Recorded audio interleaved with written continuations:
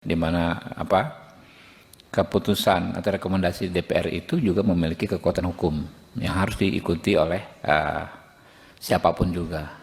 Ya, nanti kita bicara rekomendasi seperti apa mungkin Pak Inca yang bisa kita keluarkan hari ini. Kan kita berlomba dengan waktu ini. Sambil tetap akan kita agendakan memanggil para aparat penegak hukum terkait untuk waktu yang tidak terlalu lama di minggu-minggu depan mungkin. Ada teman-teman lagi mau kasih? Ya silakan Pak, ini dulu Pak Sinaga. Setelah itu langsung Pak Rikwanto ya Pak. Waduh, kenapa nih? Efisiensi ini kali ya. Pimpinan? Ya, silakan. Jadi setelah kita menyimak daripada persoalan ini, sesungguhnya saya melihat ada beberapa kekacauan dalam proses hukum. Karena sesungguhnya perkara ini sudah ada putusan Prapit beberapa bulan yang lalu. Tersangka dimenangkan Prapit, tapi polisi penyidik membuat laporan baru lagi, SPDP baru lagi, berita acara dan tersangkanya itu juga. Ini aneh. Sebenarnya kalau sudah itu selesai, artinya ngapain lagi? Tak ada yang berubah di dalam berita acara yang ditemukan oleh polisi dan bahkan juga tersangkanya itu. Yang kedua, pimpinan, kita lihat di sini ada pernyataan dari para penyidik, ya boleh restoratif justice, tapi perkara tetap lanjut. Ya namanya restoratif justice itu adalah mengembalikan kepada semula, artinya berdamai, tidak berproses hukum lagi. Itulah yang kira-kira yang sesungguhnya arti daripada restoratif justice. Jadi tidak ada ini berproses lalu ini bisa diapakan, itu bukan namanya restoratif justice. Alangkah baiknya pimpinan kalau boleh kita panggil saja para penegak hukum dulu tentang kebijakan mereka ini mengabaikan apa yang sudah diprakarsai atau yang sudah disepakati oleh para pihak, baik juga ya pelapor maupun terlapor. Itu mungkin saran dan pendapat supaya ini terang benderang bisa kita berikan satu kesimpulan atau juga masukan terhadap penyelesaian kasus ini. Saya kira demikian pimpinan, makasih. Ya, ada lagi? Izin menambahkan pimpinan. Pak Rikwanto dulu, Pak ini ya, Pak. Bentar Pak. Ya. Makasih pimpinan. Saya cuma mau penegasan aja. Ini kan intinya ingin segera aset dikembalikan ya. Nah dengan adanya proses hukum ini, artinya aset mengikuti proses hukum.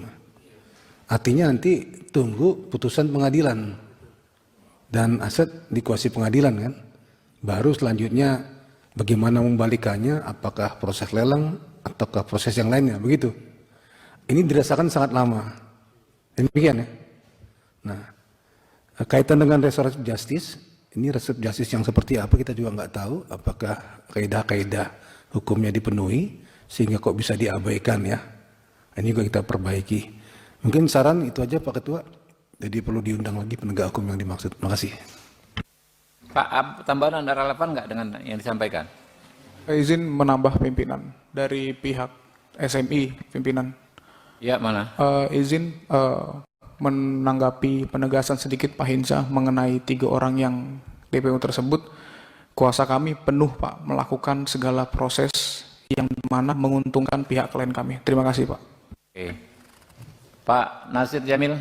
Ya, terima kasih Ketua. Saya ingin berempati saja dengan apa yang dialami oleh rekan-rekan kita ini. Karena dari 16 laporan yang ditujukan itu 1 di Polda Aceh, ya, 1 di Polda Metro dan 14 di Bareskrim. Saya Dapil Aceh, ya. Jadi Ketua, saya pikir apa yang disampaikan oleh perkumpulan simbiotik multi talenta bersatu ini harus kita tangkap agar kita dorong restoratif justice dan apa yang tadi disampaikan oleh sejumlah kolega lainnya perlu untuk kita tidak lanjuti, termasuk mengundang ya APH dan juga pihak-pihak lain yang kita nilai penting untuk bisa kita realisasikan permohonan restoratif justice karena barangkali ini dianggap sebagai alternatif penyelesaian ya karena kerugian yang mereka alami tadi itu. Memang yang saya tahu sih trading ini memang resikonya kan tinggi ya dan memang banyak penipuan dan memang perlu full time untuk aktif melihat pergerakan-pergerakan itu. Karena keponakan saya juga mengalami hal yang sama, dia hampir sedeng gitu ya, kalau kata orang Medan, ya hampir sedeng dia. Mungkin di antara kita banyak yang tidak tahu artinya sedeng itu. Ya, makanya saya gunakan telunjuk ini supaya orang tahu sedeng itu ya udah hampir-hampir gila ya karena ratusan juta uangnya hilang. Ya, dan tidak tahu kapan bisa diambil lagi itu dan hampir saja terjadi ya perceraian dengan istrinya karena persoalan ini. Jadi kita sangat prihatin ya Ketua dan mudah-mudahan kita bisa merealisasikan harapan pengadu yang disampaikan pada Komisi 3. Terima kasih Ketua.